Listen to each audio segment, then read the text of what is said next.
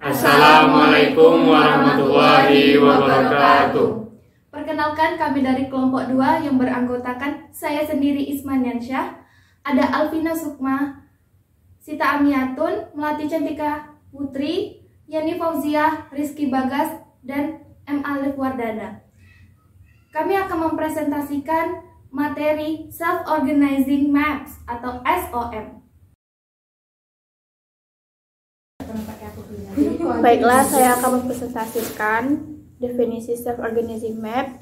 Organizing Map atau SOM, atau sering disebut dengan topologi preserving map, pertama kali diperkenalkan oleh Theo von Kohonen pada tahun 1996. SOM merupakan salah satu teknik dalam neural network yang bertujuan untuk melakukan visualisasi data dengan cara mengurangi dimensi data melalui penggunaan self-organizing neural network, sehingga manusia dapat mengerti high dimensional data yang dipetakan dalam bentuk low dimensional data. Metode pembelajaran digunakan SOM adalah tanpa bimbingan dari suatu data input target atau user-based learning yang mengasumsikan sebuah topologi yang berstruktur menjadi unit-unit kelas atau cluster. Dalam jaringan SOM, neuron target tidak diletakkan dalam sebuah baris seperti layaknya model CST yang lain. Neuron target diletakkan dalam dua dimensi yang bentuk atau topologinya dapat diatur. Topologi yang berbeda akan menghasilkan neuron sekitar neuron pemenang yang berbeda, sehingga bobot yang dihasilkan juga dapat berbeda. Pada SOM, perubahan bobot tidak hanya dapat dilakukan pada bobot garis yang terhubung ke neuron pemenang saja, tetapi juga pada bobot garis ke neuron-neuron sekitarnya. Neuron di sekitar neuron pemenang ditentukan berdasarkan jaraknya dari neuron pemenang.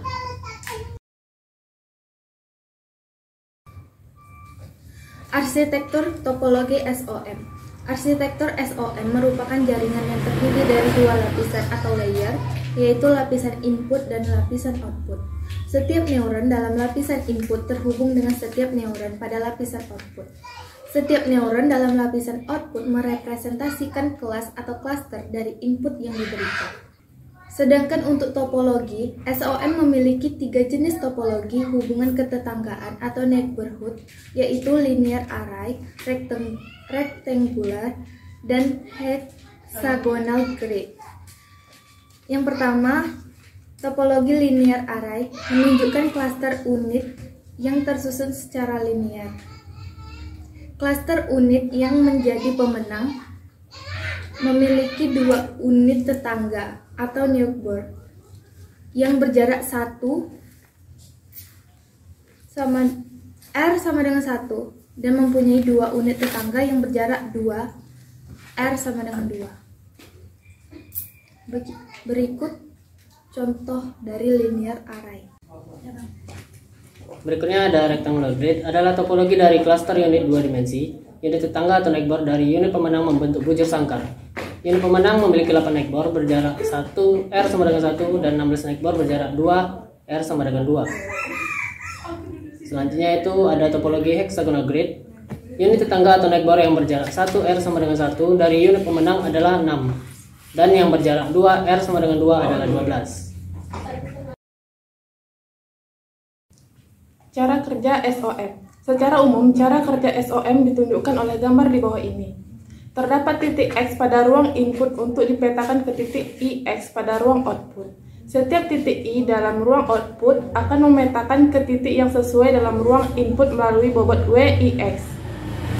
Menurut Hyken pada tahun 1999, terdapat 3 komponen penting dalam SOM, yaitu yang pertama competition. Untuk setiap pola input, neuron menghitung nilai masing-masing fungsi diskriminan yang memberi dasar untuk kompetisi. Neuron tertentu dengan nilai terkecil dari fungsi diskriminan dinyatakan sebagai pemenang. Yang kedua, cooperation. Neuron pemenang menentukan lokasi spasial dari lingkungan topologi excited neuron untuk memberi dasar kerjasama dalam suatu lingkungan neuron. Yang ketiga, synaptic adaptation.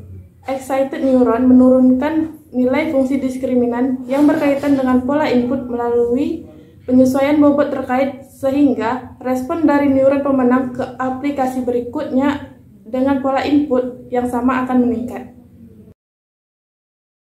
Oke, selanjutnya adalah algoritma self-organizing map atau SOM. Nah, berikut ini adalah tahapan algoritma self-organizing maps. Yang pertama itu ada inisialisasi vektor input X1, X2, X3 hingga Xn. Yang kedua ada inisialisasi neuron output sebanyak Y1, Y2, Y3 hingga Yn. Tiga, menentukan weight atau bobot neuron output dengan nilai antara Xmin dan Xmax. Yang keempat, mengulangi langkah 5-8 hingga tidak ada update weight atau bobot atau telah mencapai kondisi stop atau error terkecil. Yang kelima, pemilihan acak salah satu data dari vektor input sebagai data training. Yang keenam, mencari jarak terdekat dari masing-masing neuron output ke data input menggunakan rumus Euclidean distance. D1 sama dengan sigma n dalam kurung Wij kurang Xi pangkat 2. Dari seluruh bobot DI dicari yang paling kecil jaraknya. Indeks dari bobot DI ini disebut winning neuron. Yang ketujuh, untuk setiap bobot Wij diperbaharui bobot tetangga menggunakan rumus dengan persamaan berikut. Wij dalam kurung T tambah 1 sama dengan Wij kali T ditambah A kali T dalam kurung Xi kurang Wij kali T. Tutup kurung. Kedelapan, mengupdate bobot bias atau error. Yang kesembilan, simpan bobot yang telah convergent. Baik, di sini saya akan menjelaskan mengenai contoh kasus self-organizing maps atau SOM. Ada 4 faktor yang akan dikelompokkan menjadi 2 cluster. Yang pertama 0011, yang kedua 1000, yang ketiga 0110, dan yang terakhir 0001. Dengan learning rate-nya yaitu 0,5. Inisialisasikan bobot secara acak atau random antara 0 sampai 1. Di sini kolom pertama yang sudah kita masukkan nilai 0,2, 0,4, 0,6, dan 0,8. Kolom keduanya 0,9, 0,7, 0,5, dan 0,3. Langkah pertama yaitu hitung jarak Euclidean distance input pertama. Input pertama yaitu 0011. Di sini sudah kita buat ya. Lalu kita akan menentukan nilai D paling terkecil di antara D1 dan D2. D1 dan D2 ini maksudnya kolom pertama dan kolom kedua. Kita masukkan nilainya 0,2 dikurang 0, maka 2 ditambah 0,4 dikurang 0, ditambah 0,6 dikurang 1 pangkat 2 ditambah 0,8 kurang 1 pangkat 2, dan didapatlah hasil 0,4. Selanjutnya D2 yaitu 0,9 kurang 0 pangkat 2 ditambah 0,7 kurang 0 pangkat 2 ditambah 0,5 kurang 1 pangkat 2 ditambah 0,3 kurang 1 pangkat 2, dan didapatlah hasil 2,04. Dan kita dapatilah hasil terkecil dari D1 dan D2 yaitu 0,4 dari D1. Selanjutnya perbaruan bobot neuron pemenang dari D1 dengan rumus Wij new sama dengan Wij old ditambah alpha Xi dikurang Wij old. Selanjutnya Wij old ditambah alpha Xi dikurang Wij old. Kita masukinlah nilai 0,2 ditambah 0,5. 0,5 ini adalah rate awal. Di sini dikali 0 dikurang 0,2. Selanjutnya 0,4 ditambah 0,5 dikali 0 dikurang 0,4, ya dapatlah hasil 0,2. Selanjutnya 0,6 ditambah 0,5 dikali 1 dikurang 0,6, dapatlah hasil 0,8. Dan 0,8 ditambah 0,5 dikali 1 dikurang 0,8 yaitu 0,9. Di sini matriksnya 0,1, 0,2, 0,8 dan 0,9. Di sini kita sudah melakukan perubahan. Sekian presentasi dari kelompok 2 materi Self-Organizing Maps atau SOM. Apabila ada kekurangan, mohon dimaafkan. Assalamualaikum warahmatullahi wabarakatuh.